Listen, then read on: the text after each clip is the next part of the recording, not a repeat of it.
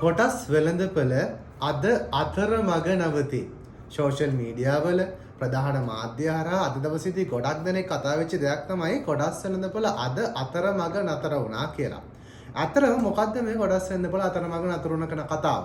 ඔව් අද කොළඹ කොටස් වෙළඳපොලේ ගණදෙනු විනාඩි 30ක කාලයක් අපි නතර කරලා තමයි කටයුතු ආරම්භ කරේ.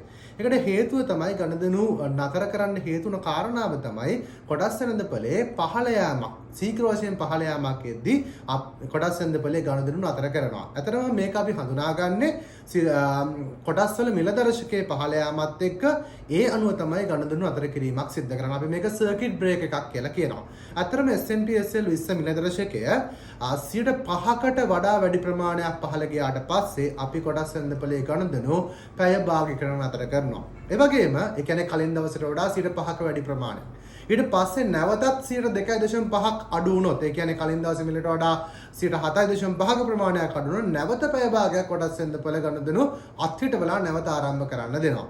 ඒ වගේම බැරි වෙලා හරි තවත් 2.5ක් ඒ කියන්නේ සම්පූර්ණ වශයෙන් දවස් තුළ 10ක ප්‍රමාණයක් පාළ ගියොත් සම්පූර්ණයෙන් දවසේ ගණදෙනු අත්හිටවනවා. අද ඒ දවසට කොටස් වෙළඳපොලේ කටයුතු නැවත ක්‍රියාත්මක වෙන්නේ නැහැ.